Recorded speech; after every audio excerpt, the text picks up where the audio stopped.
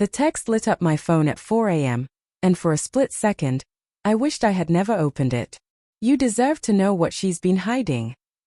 That was all it said. No name. No warning. Just those 11 words that split something inside me. I sat up in the dark, staring at the message as if it might rearrange itself into something harmless. My wife, Amal, slept beside me, her breathing soft and steady. I remember looking at her face, peaceful in the glow of the street lamp outside, and feeling the first crack of fear.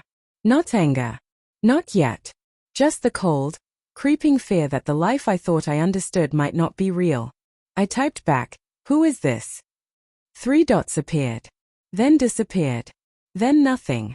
That silence hit harder than the message itself. I didn't sleep after that. My mind kept replaying the past few weeks, her sudden late-night work calls, the way she tilted her phone away, the tight smile she gave when I asked about her day. They were small things, but now they didn't feel small at all.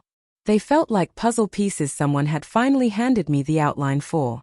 By the time the sun started bleeding into the sky, I wasn't just suspicious. I was terrified.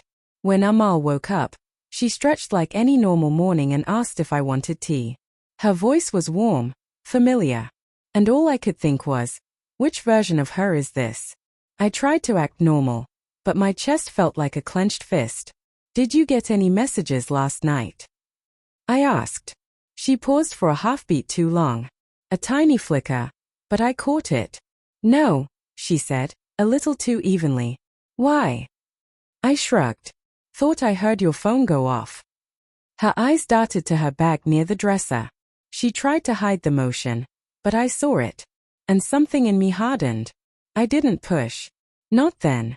I needed the truth, not another lie. The next night, I waited until she fell asleep and took her phone from her bag with hands shaking more than I'd admit. I wasn't proud of it, but honesty felt like a luxury we no longer had. Her phone was locked with a passcode I didn't know. That was when anger showed up. Quiet at first, like a slow burn behind the ribs. But steady. The next morning, I told her I had an early meeting and left before she woke. I drove to a quiet parking lot near a bakery and sat in silence until the same number texted again. Check the photos. What photos? I typed back. No answer. I felt stupid for even engaging. But then my phone buzzed again. And this time it wasn't a text. It was a picture. A blurry shot of Amal. Sitting in a car at night. Smiling. Leaning close to someone whose face wasn't fully visible. My stomach dropped as if the ground had vanished. The angle looked like it came from the car parked behind them. Whoever had sent the photo wasn't guessing. They knew. And so did I. I didn't go home. I didn't go to work. I just drove in circles until I landed at my brother's place. He listened quietly as I told him everything. He didn't try to soothe me or rage on my behalf. He just said, "Find the truth. Not the story your fear is telling you." That stuck with me. So I did something I never thought I would. I confronted Amal that evening, not with yelling or accusations, but with the picture. When she saw it, the color drained from her face. "I can explain," she said, her voice thin. "Then do it." She sat down like her legs couldn't hold her. "It's not what you think," she whispered. I almost laughed at that. The oldest line in the world. She told me the man in the car was someone from her office. That he had been going through a rough divorce. That she was just being supportive. That she didn't tell me because she thought I'd misunderstand. But the problem wasn't the photo. It was everything around it. The secrecy. The late nights. The evasive answers. "You gave someone else the honesty that belonged to us," I said. My voice didn't even sound like mine. Tears filled her eyes, but I didn't trust them. Not yet. She tried to reach for me, but I stepped back. That was the first moment she realized this wasn't one of those fights couples bounce back from in a day or two. This was a fracture. For 3 days, we barely spoke.